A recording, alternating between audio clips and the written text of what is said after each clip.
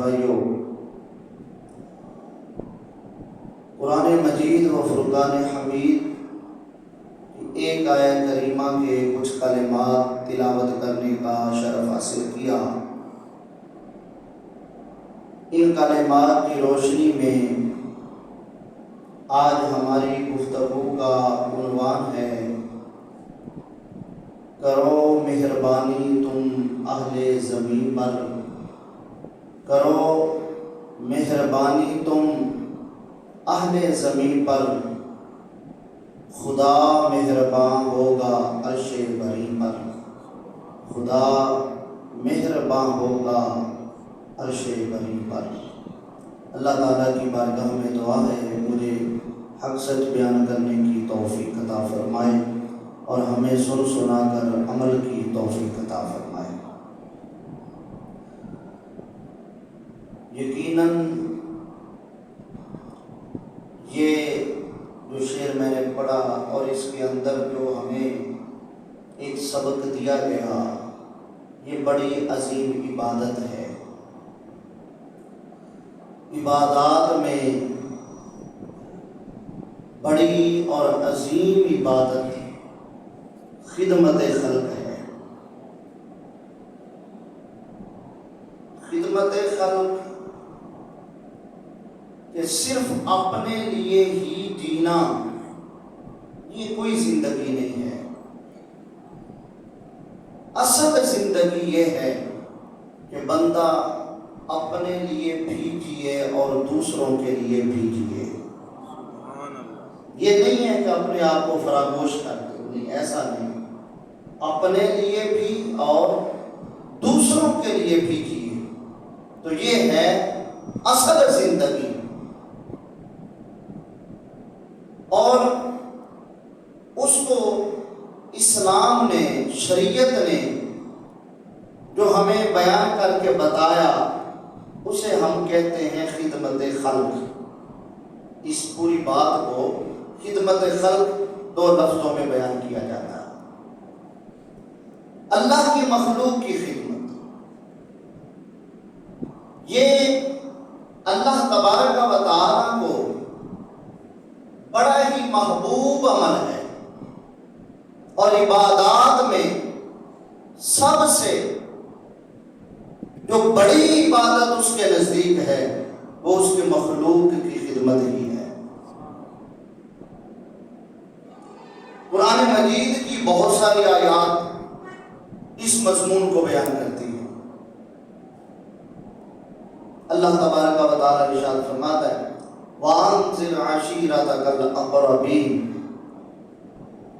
یہ اصل خطاب حضور صلی اللہ علیہ وسلم کو ہے، اور چونکہ قرآن مجید صرف اس دور کے لیے نہیں، قیامت تک آنے والی انسانیت کے لیے ہدایت بن کر آیا، تو یہ اس وقت خطاب بظاہر حضور کو ہے، لیکن نبی پاک علیہ السلام کے وسیلے اور آپ کے صدقے میں یہ پوری امت کو خطاب ہے، ہر فرد کو خطاب ہے۔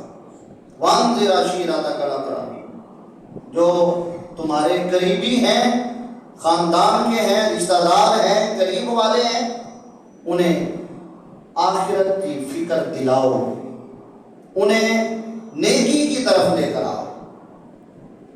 یا ایھا الذین آمنوا قوا انفسکم واہلیکم نارا وقودھا الناس والحجارہ۔ اللہ تبارک و تعالیٰ فرماتا ہے اے ایمان والو، اپنے آپ کو اور اپنے گھر والوں کو آگ سے بچاؤ، وہ آگ جس کا ایندھن لوگ اور پتھر ہے۔ تو یہاں بھی صرف اپنی فکر نہ کرتے رہو کہ میں اپنے آپ کو درست کر لوں، میں ٹھیک ہو جاؤں اور بس، نہیں۔ ایسے واقعات احادیث مبارکہ میں ہمیں ملتے ہیں کہ اللہ تبارک و تعالیٰ نے بستی کے تباہ کرنے کا حکم دیا، اس بستی کو تباہ کر دو۔ فرشتے عرض کرتے ہیں مولا اس بستی میں تو تیرا اتنا عبادت گزار بندہ بھی ہے کہ ساری زندگی وہ تیری ایک نافرمانی بھی نہیں اس نے کی، ساری زندگی تیری اطاعت میں گزاری ہے، دن روزے میں اور عبادات میں گزرتا ہے، رات ساری تیری عبادت میں گزر جاتی ہے، ایک لمحہ بھر کے لیے اس نے نافرمانی نہیں کی، وہ بھی اس بستی میں ہے، سب کو تباہ کر دو۔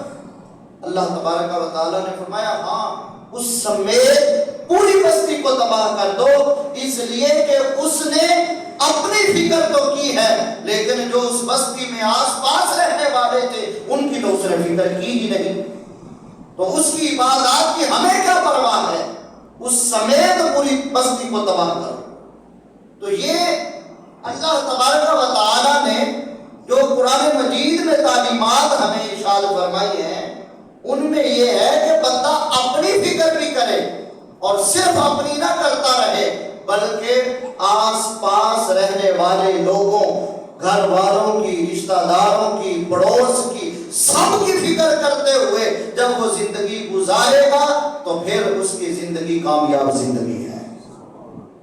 یہی فلسفہ اللہ نے یہاں بیان کیا، یا ایھا الذین آمنوا قوا انفسکم، اپنے آپ کو بھی بچاؤ اور اپنے گھر والوں کو بھی بچاؤ اس آگ سے جس کا ایندھن لوگ اور پتھر ہیں۔ برادران اسلام، یہ عمل جو کرتا ہے اس کو اللہ تعالیٰ پھر اجر کیا عطا فرماتا ہے۔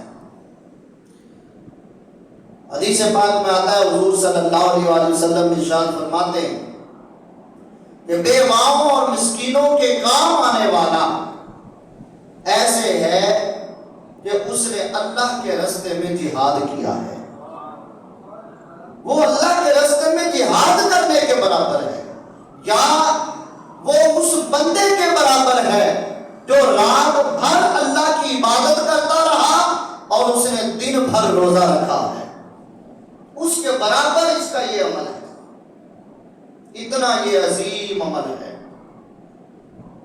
ہم نبی اکرم صلی اللہ علیہ وآلہ وسلم کی حیات مبارکہ کے بعد بھی صحابہ کرام، تابعین، تبع تابعین، اولیاء اعظام، ان کی زندگیوں کا جب مطالعہ کرتے ہیں تو پھر یہ بات ہمارے لیے روز روشن کی طرح واضح ہوتی ہے کہ انہوں نے اپنی زندگی کا مشن ہی خدمت خلق بنایا ہوا تھا۔ حضرت خواجہ معین الدین چشتی اجمیری کو دیکھیں، وہ اجمیر شریف آئے تو وہاں دشمن ہیں، ہندو ہیں، غیر مسلم ہیں، ان میں آ کر ڈیرا لگایا اور پھر وہاں ایسا اللہ کی توحید کا جام لوگوں کو پلایا ہے کہ 90 لاکھ مسلمان کر دیے ہیں۔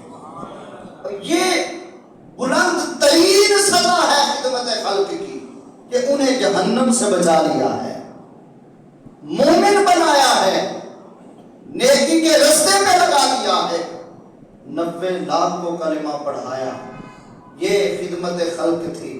اور حضور بابا فرید الدین مسعود گنج شکر رضی اللہ عنہ، ان کی ابتدا کو جب دیکھیں بندہ حیران ہو جاتا ہے، کچھ پاس نہیں تھا، جب آپ نے پاک پتن شریف ڈیرا لگایا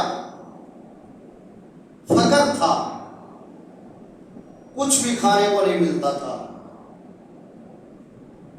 کبھی مل جانا تو کھانے کے لیے روٹی ہے تو سالن نہیں ہے، کس کے ساتھ کھاتے؟ پانی مل جاتا، پانی کے اندر نمک مکس کر کے اس کے ساتھ ہی روٹی کھا لیا کرتے، ایسی سادہ زندگی پہلے۔ پھر جب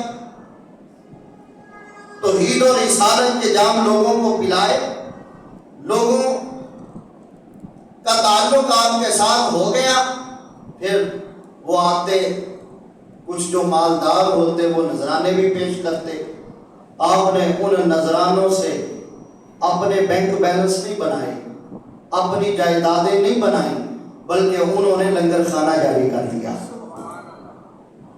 یہ جو صوفیاء کے آستانوں پر آپ کو لنگر خانے ملتے ہیں، وہ اصل اس بات کا واضح ثبوت ہے کہ صوفیاء نے خدمت خلق کو اپنایا ہوا تھا، انہوں نے لنگر خانہ کھول دیا۔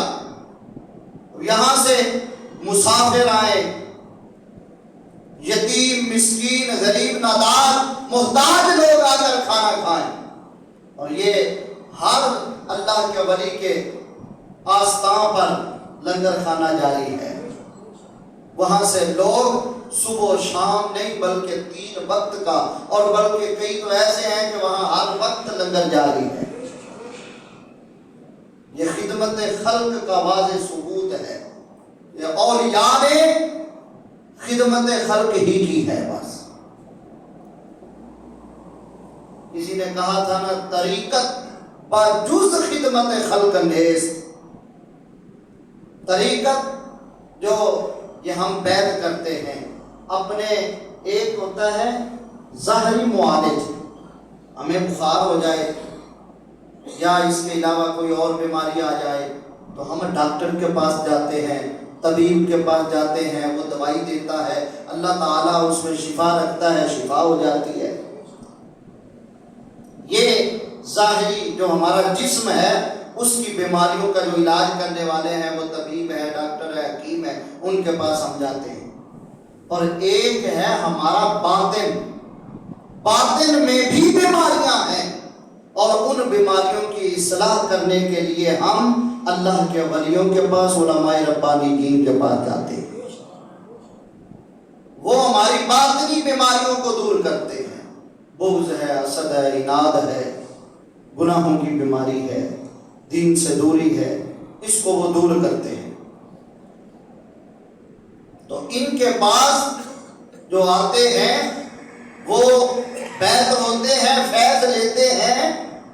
تو یہ اپنے ہاتھ میں جو ہاتھ لیتے ہیں، یہ ہاتھ در حقیقت ان حضور صلی اللہ علیہ وسلم کے ہاتھ میں دے رہے ہوتے ہیں. کیوں؟ اس لیے کہ انہوں نے ہاتھ اپنے ہاتھ میں لے کر کوئی اپنی تعلیم نہیں دے گی، بلکہ انہوں نے رستہ نبی پاک علیہ السلام کا ہی دکھانا ہے. تو یہ فیض دیتے ہیں، وہ اسے طریقت کہا جاتا ہے. طریقت بجز خدمت خلق نیست. طریقت خدمت خلق کے بغیر نہیں ہے. بتسبیح و سجادہ و دل کر نیست. یہ تسبیح پکڑ لینا اور جبہ پہن لینا، دستار پہن لینا، اور پھر مصلی بچھا کر ہر وقت مصلی اپنے پاس رکھنا تاکہ پتہ چلے بڑا عبادت گزار ہے، ان سے طریقت نہیں آتی ہے. انہوں نے کہا طریقت خدمت خلق کے ساتھ ہی آتی ہے. بس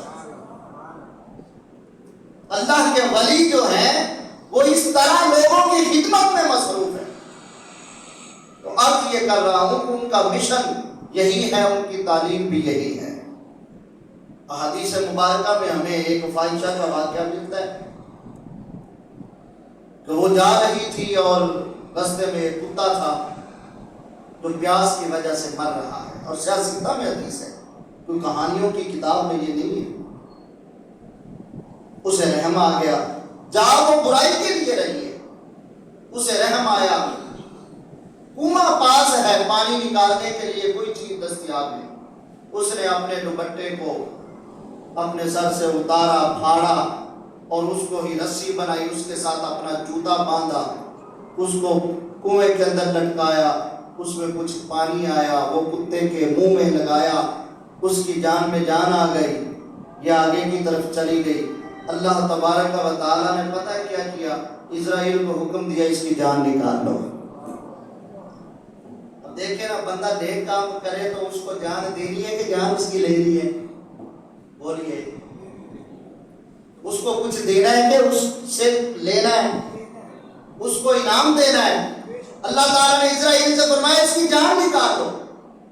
اگر راز کی بات آپ کو اس حدیث پاک سے بیان کر رہا ہوں، وہ کیا تھا؟ اسرائیل کو بھیجا جان نکال دو. جان نکال لی گئی. اللہ تعالیٰ نے فرمایا اس کو سیدھا جنت میں لے جاؤ. اب پہلے بری تھی، برائی کے ارادے سے جا رہی تھی، یہ نیک کام کر لیا ہے. اگرچہ کتا ہے تو میری مخلوق کو اس نے بچایا ہے. یہ ہمیں اتنا پسند آ گیا ہے عمل کہ اس کو اب ہم آگے جانے ہی نہیں دیں گے کہ یہ برائی کرے. ادھر ہی اس کی جان نکال لی جائے، اسی نیکی پر اس کی موت آئے گی، اسے ہم جنت عطا فرما دیتے ہیں۔ کیا کیا ہے؟ اللہ کی مخلوق کی خدمت کی ہے۔ بندہ 5 نمازیں پڑھے، تہجد پڑھے، 4 کی شرائط پڑھنے والا، روزے رکھنے والا ہے، لیکن آس پاس کا خیال نہیں رکھتا، پڑوس کا خیال نہ رکھے، رشتہ داروں کا خیال نہ رکھے، اور بندہ کہے کہ میں سیدھا جنت چلا جاؤں گا، یہ ہو ہی نہیں سکتا ہے۔ اس کا یہ مطلب نہیں کہ ہم دیگر عبادات چھوڑ دیں، ایک ہاتھ میں عبادات کو رکھا جائے اور دوسرے ہاتھ میں خدمت خلق کو رکھا جائے۔ ان دونوں ہاتھوں میں یہ دونوں چیزیں رکھ کر جب بندہ زندگی گزارے گا تو پھر اللہ تعالیٰ کی طرف سے یا ایتھا النفس المطمئنہ ارجعی الی ربک راضیۃ مرضیہ فادخلی فی عبادی وادخلی جنتی کا مجدہ سنا دیا جائے گا کہ اے نفس مطمئنہ میری جنت میں راضی راضی آ جا۔ یہ 2 ہاتھوں میں دونوں کام ہونے چاہیے، ایک کو اپنا لیں اور دوسرے کو چھوڑ دیں۔ اللہ تعالیٰ کو کوئی عبادات کی ضرورت ہے؟ فرشتوں نے تو اس وقت کہا تھا یا اللہ ان کو کیوں بنا رہا ہے؟ ہم تیری عبادت کرنے کے لیے کافی نہیں، تسبیحات کرتے ہیں، تیری تکبیریں بولتے ہیں، تیری تعریفیں کرتے ہیں، لمحہ بھر کے لیے تیری نافرمانی نہیں کرتے، مولا ان کو کیوں بنا رہا ہے؟ انہوں نے تو خون ریزی کرنی ہے، انہوں نے تو فساد پھیلانا ہے زمین میں۔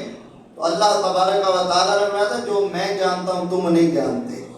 سارے تو ایسے نہیں ہوں گے، ان میں بہت سے وہ بھی ہوں گے جو زندگی اپنے لیے نہیں دوسروں کے لیے جی رہے ہوں گے، جن کی زندگی کا مشن خدمت خلق ہوگا۔ تو برادران اسلام، یہ اللہ اور اس کے رسول کی تعلیمات کا نچوڑ ہے۔ عبادات لازم اور ضروری ہے، نمازیں بھی پڑھیں، روزے بھی رکھیں، جھوٹ سے بچیں، غیبت سے بچیں، لیکن اس کے ساتھ ساتھ اپنے پڑوس کا بھی خیال رکھیں، آس پاس کا خیال رکھیں، رشتہ داروں کا خیال کریں کہ کہیں کوئی بھوکا تو نہیں ہے، کہیں کوئی محتاج تو نہیں ہے۔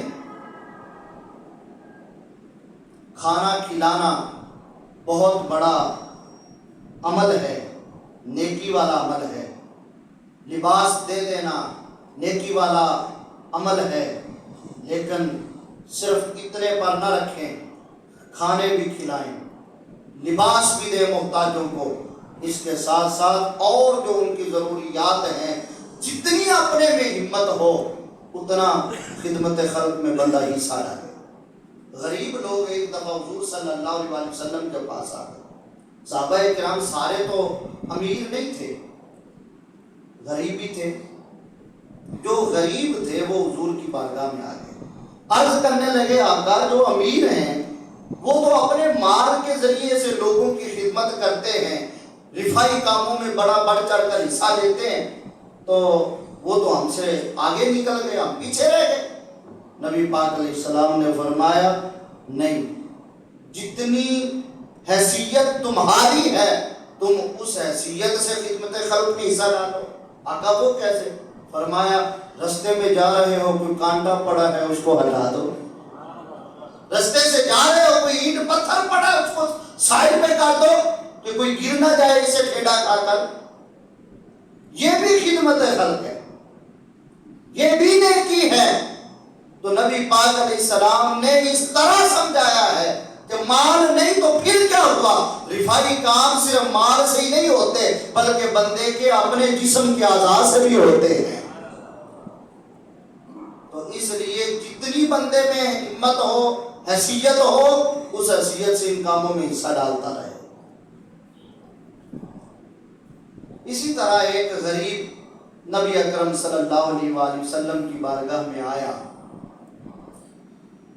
اور اس سے حضور صلی اللہ علیہ وآلہ وسلم نے پوچھا بتاؤ تیرا کیا حال ہے، کیسی گزر رہی ہے؟ اس نے عرض کیا آقا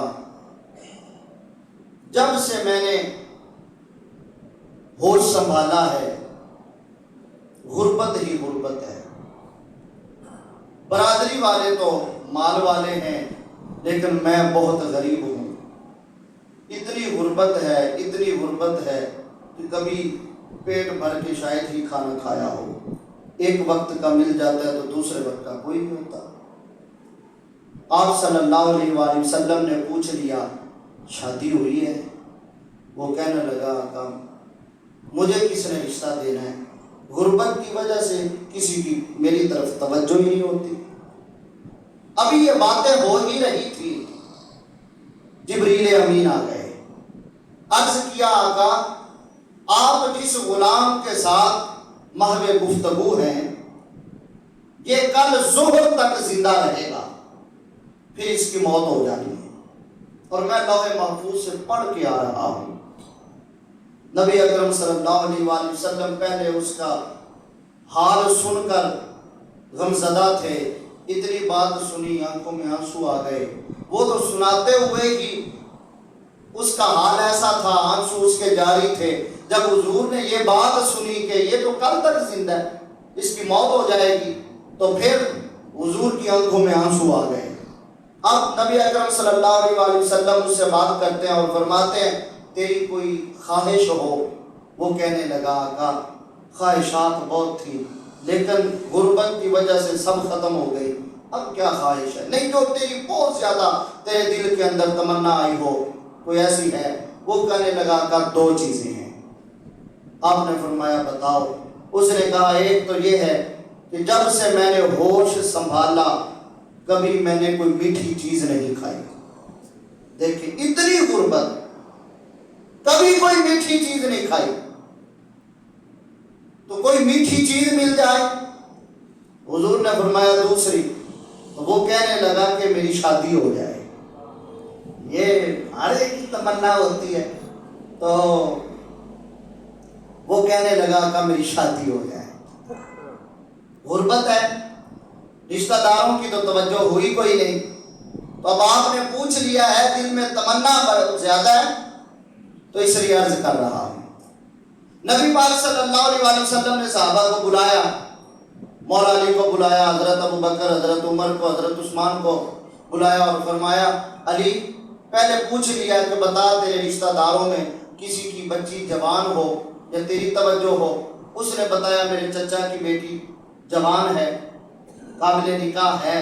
حضور نے فرمایا مولا علی سے علی جاؤ اس کے اس چچا کے گھر اور اسے میری طرف سے پیغام دو کہ اللہ کے نبی نے تیری بیٹی کے ساتھ اس کا رشتہ طے کر دیا ہے، اور تیاری کرے مسجد نبوی شریف میں ہم نکاح پڑھائیں گے۔ یہ پیغام اس کو پہنچا دیا اور اس نے بھی سر تسلیم خم کر دیا۔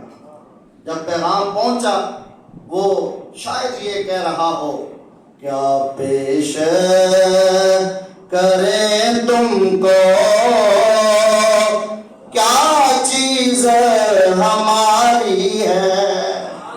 آقا آپ مولا علی کے ہاتھ پیغام بھیج رہے ہیں بیٹی کا رشتہ دے دو، تو یہ تو بات ہی کوئی نہیں، جو کچھ ملا ہے آپ ہی کو صدقے میں ملا ہے، سب کچھ آپ کا ہے، ہمارے پاس اپنا کیا ہے۔ کیا پیش کریں تم کو، کیا چیز ہماری ہے۔ ایسے نہیں آپ ساتھ مل کے پڑھیں اور جو آپ نے خاموشی والا ایک روزہ رکھا ہوا ہے نا اس کو آپ توڑ دیں، اس سے آپ پر قضا لازم نہیں آئے گی۔ کیا پیش کریں تم کو، کیا چیز ہماری ہے، یہ دل بھی تمہارا ہے، یہ جان بھی تمہاری ہے، یہ دل بھی، یہ جان بھی۔ اس نے کہا ٹھیک ہے، آقا کا حکم سر آنکھوں پر، میں تیاری کرتا ہوں۔ ادھر حضرت عثمان غنی سے فرمایا ایسا حلوہ تیار کرو جو زندگی بھر تو نے نہیں کھایا ہو۔ حضرت عثمان غنی پیسے والے صحابی ہیں، مالدار ہیں، طرح طرح کی میٹھی ڈشیں انہوں نے کھائی ہیں، لیکن لیکن حضور نے فرمایا ایسا حلوہ ہونا چاہیے جو زندگی بھر تو نے نہ کھایا ہو. میرے اس غلام کی جو خواہش ہے اس کو ہم اس طرح پورا فرمائیں گے. بڑے بڑے جو میٹھی ڈشیں کھانے والے لوگ ہیں انہوں نے بھی نہیں کھائی ہو. تیاری ہو گئی, مسجد نبی شریف میں نکاح حضور نے پڑھا دیا. مولا علی اور صحابہ کرام تشریف لے گئے. حضرت عثمان غنی وہ والا حلوہ بنوا کر لے آئے, حضور نے ان کو دیا. وہ اب گھر میں چلے گئے. شب زفاف پہلی رات گھر میں بیوی کے ساتھ باتیں, جو بھی اس طرح خوشی سے زندگی گزر رہی ہے. ادھر یہ خوشی میں ہے, آقا اپنے گھر میں پریشان ہے. دیکھیں یہ حضور کی مہربانی. وَمَا أَرْسَلْنَاكَ إِلَّا رَحْمَةً لِّلْعَالَمِينَ لَقَدْ جَاءَكُمْ رَسُولٌ مِّنْ أَنفُسِكُمْ عَزِيزٌ عَلَيْهِ مَا عَنِتُّمْ حَرِيصٌ عَلَيْكُمْ بِالْمُؤْمِنِينَ رَءُوفٌ رَحِيمٌ. کہ وہ تو اپنے غلاموں کی مہربانی ان پر کرنا چاہتے ہیں, ان پر رحمت فرماتے ہیں. ان کی تکلیف, ان کی پریشانی ان سے دیکھی نہیں جاتی ہے. وہ بڑے مہربان ہیں اپنے غلاموں پر. وہ گھر میں پریشان ہیں کہ انہیں تو پتا ہے جبریل نے جو پیغام دیا تھا کہ کل ظہر تک یہ زندہ رہے گا پھر اس کی موت ہو جائے گی. وہ اب خوشی منا رہے ہیں, میری دونوں تمنائیں پوری ہو گئی. اب قریب تھا کہ وہ جو کھانا, وہ حلوہ سامنے پڑا ہوا ہے اس کو کھاتے, دروازے پہ دستک ہو گئی. ایک سوالی نے سوال کیا اور سوال کر کے وہ کہنے لگا میں کئی دنوں سے بھوکا ہوں, مجھے کچھ کھانے کے لیے دیا جائے. ان دونوں نے مشورے کے ساتھ وہ سارا کھانا اٹھایا اور اس سوالی کو دے دیا. دیکھیے تمنا سالوں بعد پوری ہو رہی ہے اور وہ سارا کھانا اٹھا کے اس کو دے دیا ہے, سوالی کو دے دیا. وہ جاتے ہوئے دعائیں دے رہا ہے, اللہ تمہیں لمبی زندگی دے, اللہ تمہیں سلامتی والی زندگی دے, اللہ تیرے گھر میں رونقیں داخل کرے. وہ سلامتی کی دعائیں, لمبی عمر کی دعائیں اور خوشیوں کی دعائیں دے کر چلا گیا. اب ادھر کیا ہوا, جب صبح ہو گئی حضور صلی اللہ علیہ وسلم نے زور سے پہلے اپنے ایک غلام کو حکم دیا کہ ان کے گھر کے سامنے تم نے پہرا دینا ہے. جب کبھی رونے کی آواز آئے مجھے آ کر بتا دینا. حضور نے صحابی کی ڈیوٹی لگائی کہ رونے کی آواز آئے مجھے آ کر بتا دینا. ظہر کی نماز ہو گئی, پھر وقت گزرتا گیا, عصر کی نماز ہو گئی. عصر کے بعد حضور نے صحابی سے پوچھا بتا, وہ کہنے لگا آقا نہیں, اندر سے کون سی کی آوازیں آتی ہیں, رونے کی آواز تو نہیں آ رہی. حضور صلی اللہ علیہ وسلم نے فرمایا چلو ٹھیک ہے تھوڑا اور انتظار کرتے ہیں. مغرب کی نماز ہو گئی. مغرب کے بعد جب یہ صحابی حضور کی بارگاہ میں پہنچا, پوچھا, کہا آقا ہنسی کی آوازیں, رونے کی آواز تو کوئی نہیں آ رہی. آپ صلی اللہ علیہ وسلم نے سر سجدے میں رکھا, اللہ کی بارگاہ میں عرض کی مولا جبریل تیرا فرشتہ سچا, اس نے آ کر بتایا, وہ آیا بھی تیرے حکم سے. اس نے کہا میں نے لوح محفوظ میں پڑھا ہے, وہاں یہ لکھا ہوا ہے اس نے کل ظہر تک زندہ رہنا ہے, پھر موت ہو جانی ہے. مولا زور گئی, اثر گئی, مغرب چلی گئی, اس کے پاس ابھی تک اسرائیل نہیں آیا.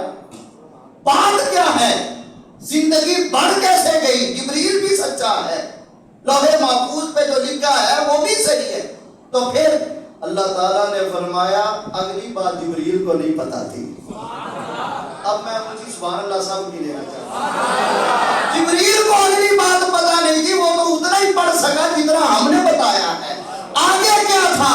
آگے یہ تھا کہ یہ موت تو ہونی ہے, لیکن پھر ایک سوالی آئے گا. اس سوالی نے جو اس کو دل سے دعائیں دی ہیں, ہم نے اس کی دعاؤں کو قبول کر کے زندگی کو بڑھا دیا ہے. زندگیاں بڑھ جاتی ہیں دعاؤں سے. تو دعائیں لیا کریں, دعائیں لیا کریں, دعاؤں سے زندگیاں بڑھتی ہیں, دعاؤں سے زندگیوں میں خوشیاں آتی ہیں, دعاؤں سے زندگیوں میں سکون اور چین آتا ہے، اس لیے دعائیں بندے کو لینی چاہیے۔ ایک ہوتا ہے ہم کہتے ہیں یار میرے لیے قاری صاحب دعا کرنا، علامہ صاحب دعا کرنا، پیر صاحب دعا کرنا، آپ نیک بندے بھی میرے لیے دعا کرنا، یہ اور بات ہے۔ ایک ہے کہ بندہ ادا ایسی دکھائے کہ وہ سامنے والا دعا دینے پہ مجبور ہو جائے، یہ ہوتا ہے دعا لینا۔ اور اس طرح جب بندہ دعا لیتا ہے یقیناً پھر اس دعا کا اثر ہی کچھ اور ہوتا ہے۔ خدمت خلق اصل عبادت ہے، یہ نہیں کہ ایک ہاتھ میں اور کچھ یہ جذبہ بنا ہوتا ہے کہ رفائی کام کرتے رہیں، نماز روزہ زکوٰۃ اور اس کے علاوہ دیگر فرائض کی ہمیں کوئی پرواہ نہیں، نہ ایسا بھی نہیں۔ دونوں ہاتھوں میں یہ دونوں کام ہوں، ایک ہاتھ میں عبادات ہوں، دوسرے ہاتھ میں خدمت خلق ہو، پھر وہ زندگی کے سفر کو طے کرتا جائے، اس کو کوئی پریشانی نہیں ہے، وہ سیدھا جنت میں جائے گا۔ وہ جہاد کرنے والا ہے، وہ دن بھر عبادت، رات بھر عبادت اور دن روزہ رکھنے والا ہوگا اگر اس طرح زندگی گزر رہی ہے۔ اللہ تبارک و تعالی ہمیں عمل کی توفیق عطا فرمائے۔ وما علیہ